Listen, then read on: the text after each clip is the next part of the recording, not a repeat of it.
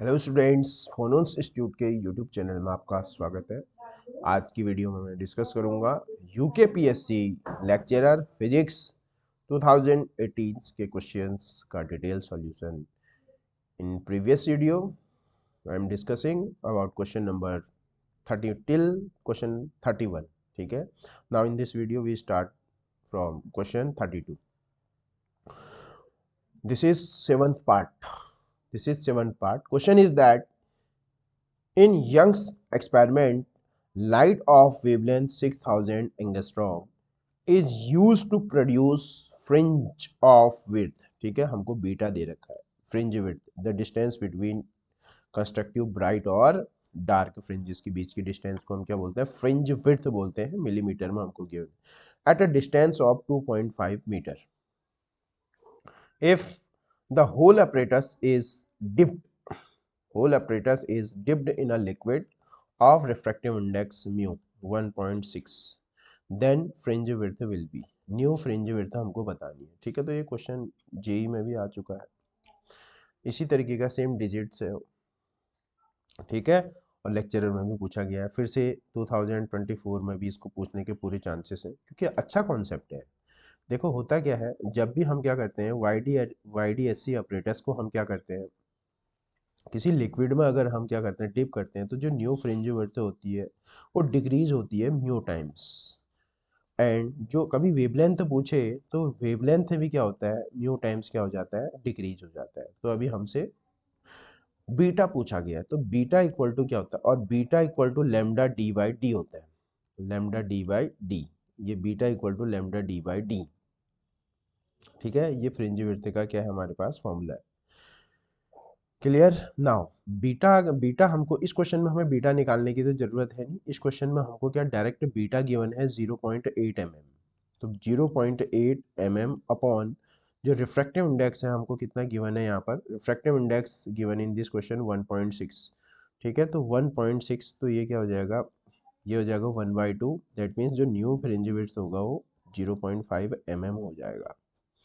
क्या हो जाएगा, 0.5 mm हो जाएगा। ठीक है, तो सिर्फ वो फॉर्मूला बेस्ड है, अगर आपको ये कॉन्सेप्ट पता है तो बड़े आसानी से आप 1 मार्क्स ऑब्टेन कर सकते हैं। तो is the 0.5 mm is the correct answer of this questions. Now moving on, question number 33। The Michelson interferometer was design to study the nature of. ठीक है, माइकलसन इंटरफेरेंस, इसको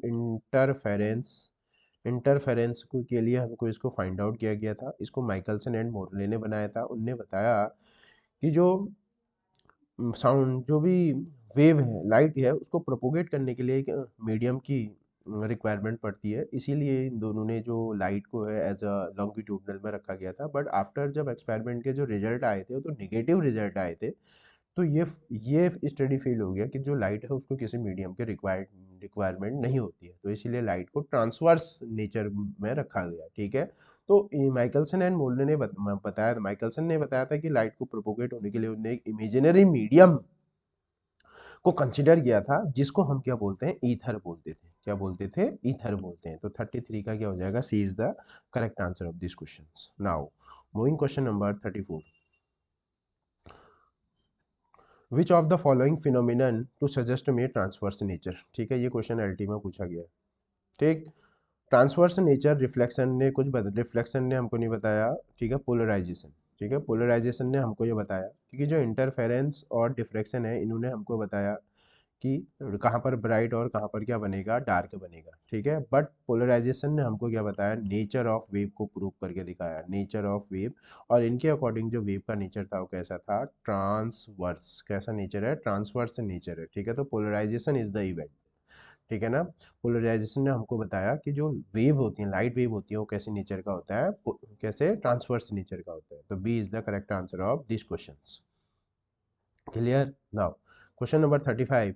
the four laws the four natural laws of electromagnetic theory are given by. ठीक है, तो जो four laws थे किसने दिए थे, वो मैक्सवेल ने दिए थे। ठीक है, एक गॉस लॉ इन इलेक्ट्रोस्टैटिक, एक गॉस लॉ इन मैग्नेटिज्म। ठीक है, एक फैराडे का लॉ हो गया, और एक modified ampere Maxwell law. These are the four electromagnetics laws. ठीक है, तो given by Maxwell. Getting now. Question number 36, the inverse of wavelength is referred as, ठीक है, तो nu bar equal to 1/λ। Nu bar को हम क्या बोलते हैं, वेव नंबर बोलते हैं, क्या बोलते हैं, वेव नंबर, वेव नंबर, ठीक है। तो इनवर्स ऑफ वेवलेंथ को हम क्या बोलेंगे, वेव नंबर बोलेंगे, ठीक है। तो 36 से क्या क्या हो जाएगा, A is the correct answer of this question, ठीक है। तो इस वीडियो में हमने क्वेश्चन 32 से 36 5 क्वेश्चन को डिस्कस किया था, ठीक है। अगर आपको किसी भी क्वेश्चन में किसी भी पार्ट में, ठीक है, डाउट है तो डेफिनेटली आप अपना डाउट क्या कर सकते हैं, कमेंट बॉक्स में मेंशन कर सकते हैं। तो क्या इस वीडियो में इतना ही, ठीक है, इस वीडियो में इतना ही, थैंक यू।